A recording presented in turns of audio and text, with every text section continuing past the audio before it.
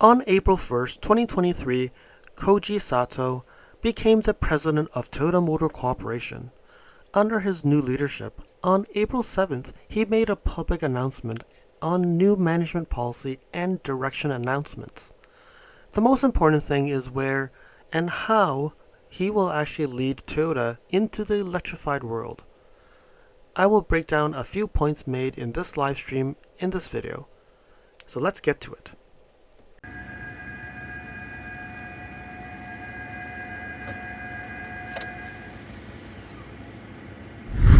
We all know Toyota is a company that builds cars, right?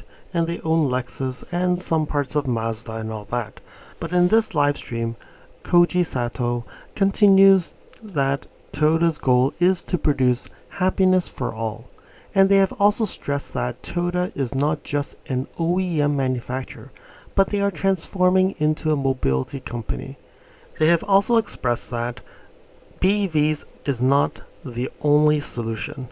They are going to commit to a multi-pathway approach, having BEVs, PHEVs, plug-in hybrids, fuel cell EVs, hybrid EVs, hydrogen, and CN fuel, which is alternative fuels. You may say that, okay, they've spent so much money on fuel cell technology that they continue to have to use this, and BEVs is the only solution.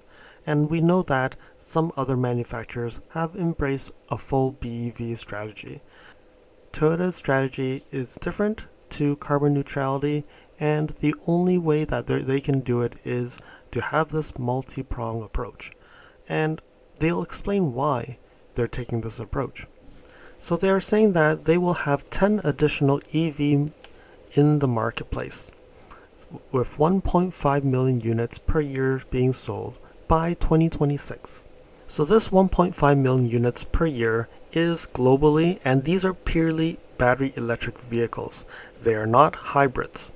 And one thing you have to keep in mind, they said that in 2026 is when they'll actually get the new platform. So the 2026, these 1.5 million units per year are really on the ETNGA platform. So we will have to see what this all means. But overall, I think it's actually a good direction, but they're not going to be selling 10 million battery electric vehicles a year. So 1.5 million is a good start. In 2026, they will actually be producing a new platform for EVs, and that will be more cost effective, and it will be a Lexus. And they showed a little, I would say, concept car here, which doesn't really say much, but that could be something that will be produced in 2026. And with that new skateboard design architecture, Toyota Lexus will be able to sell these vehicles in better costs and efficiency. And in this slide, you would notice that they're saying that they have to transform their manufacturing. It's a new way of producing BEVs so that they can actually be efficient and cost effective. So they're looking at the process and actually also globally optimizing parts for these BEVs. And they're saying that they're actually creating a new unit, and there will be one leader who will be running this one team that will help do the development, production, and business, and also generating this team so that they can actually produce 10 million units of BEVs in the future. So 10 million units is almost their global sales today.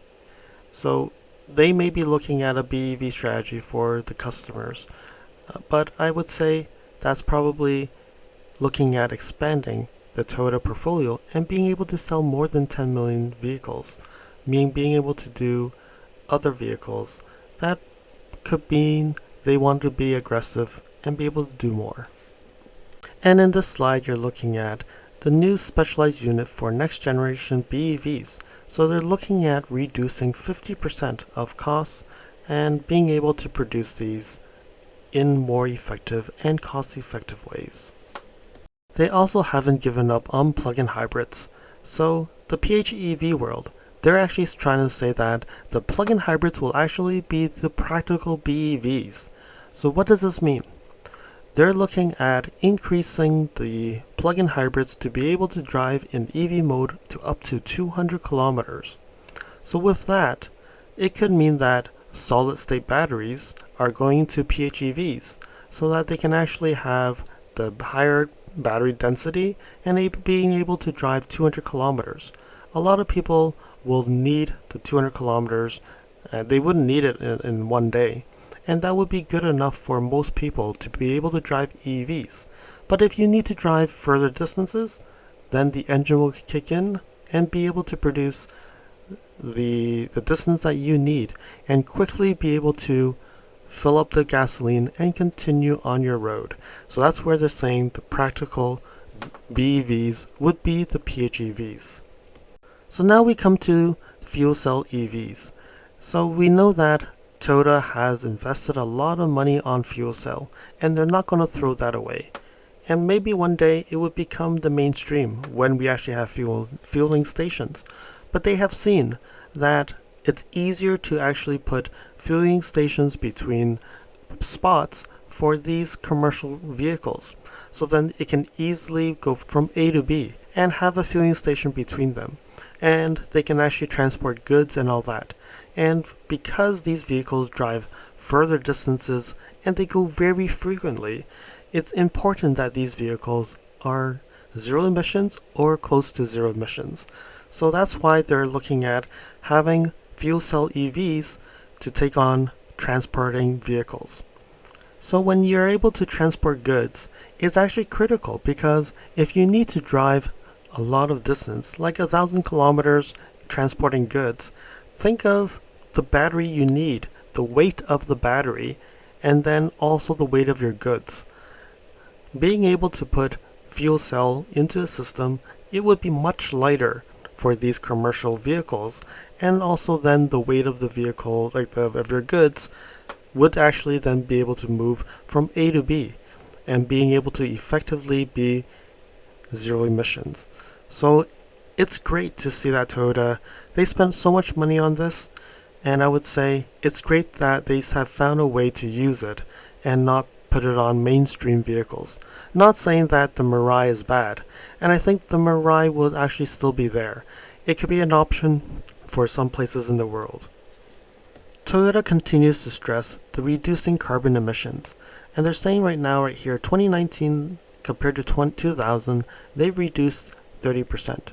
And in 2030, they're looking at reducing 33% in 2019 compared to 2019, and by 2035, they're going to reduce 50% more compared to 2019. And then by 2050, they will be carbon neutral. And as part of being a mobility company, they're looking at this Arene OS. Arene OS gives you personalization, UX, user experience, social safety, and a lot of things that will connect the Toyota experience across the board. So they're stressing that they will continue to do investments on software. And I do feel personally that Toyota needs to advance their software a lot more compared to the other competitors they have in the marketplace. So you can see here, it says the BEVs up to 2026. They're enhancing the BZ series performance and expanding the lineup. So they're saying that developed countries, they are going to be expanding the BZ series, in particular in North America. But it's funny, they say North America, but in Japanese it looks like it says United States. And it says that locally they're going to produce the 3-row SUV, which is a BEV, in 2025. And also the battery plant production will increase. So we all know that they do have a battery plant that is going to be running in 2025. And then we look at China. They're saying that they're also going to be adding 2 additional locally developed models in 2024. So they have the BZ4X and the BZ3 in China at this point. So they're going to introduce 2 more vehicles in China. And then Global South. So I'm assuming these are all the other countries, and they're saying that they're responding to the needs in these countries, and they're now looking at BEVs for a pickup and compact vehicle. So they did say that they will have a BEV pickup truck coming very soon.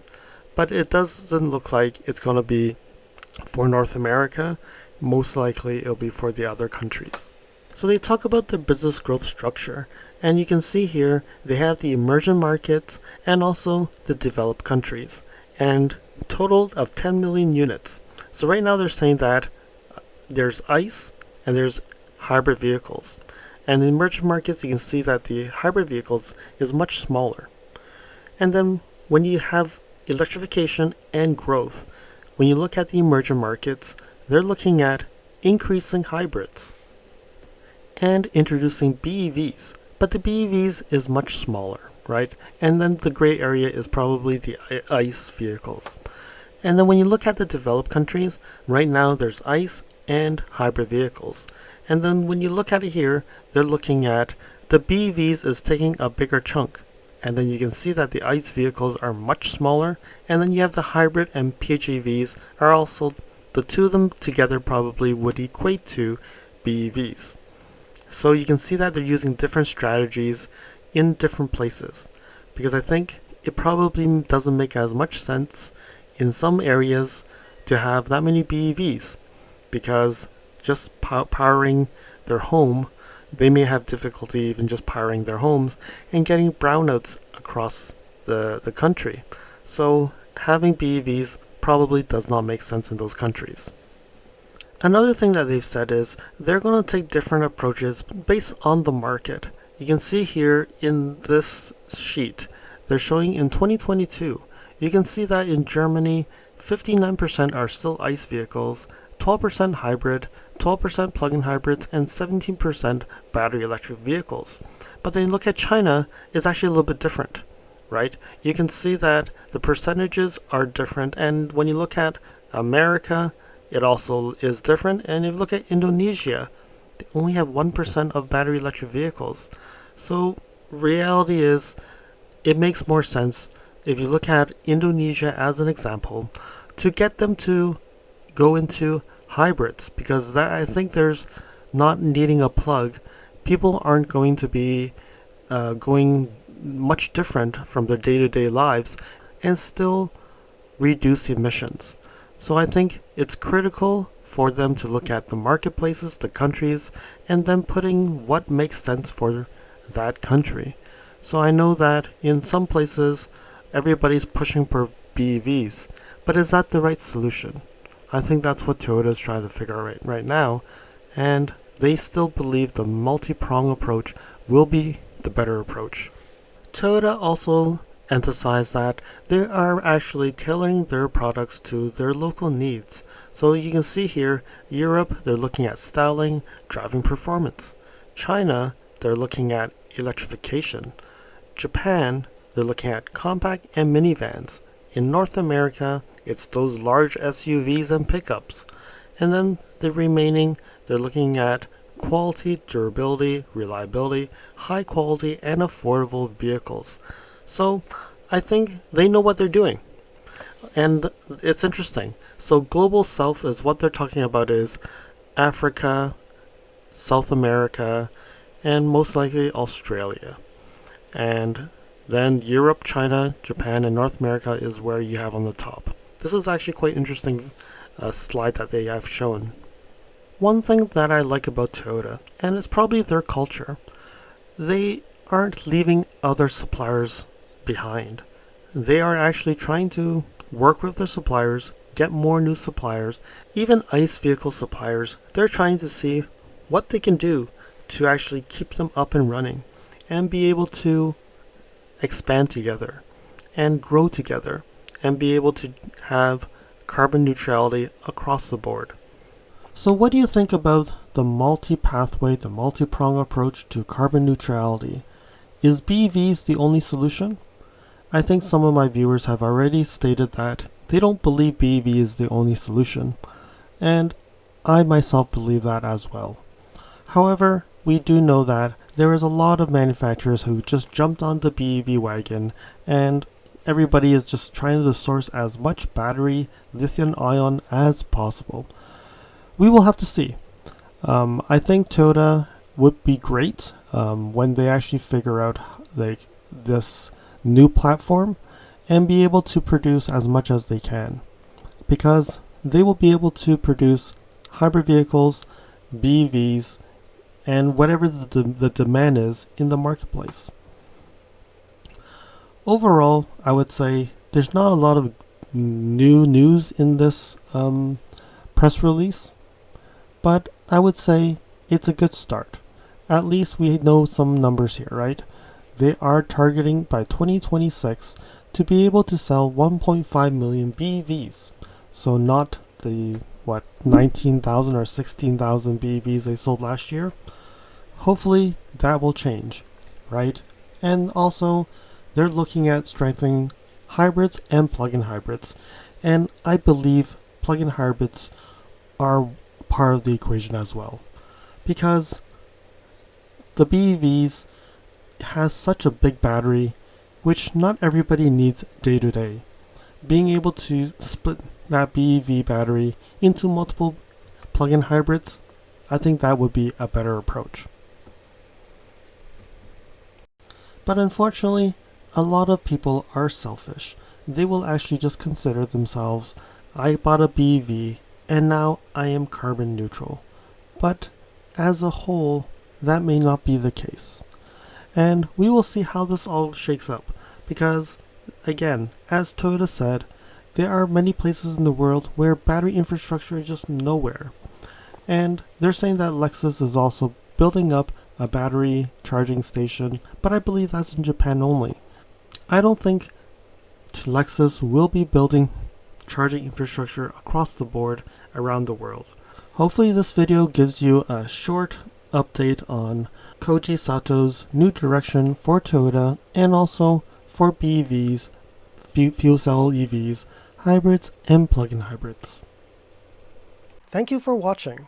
If you liked this video, please comment, like, and share this video.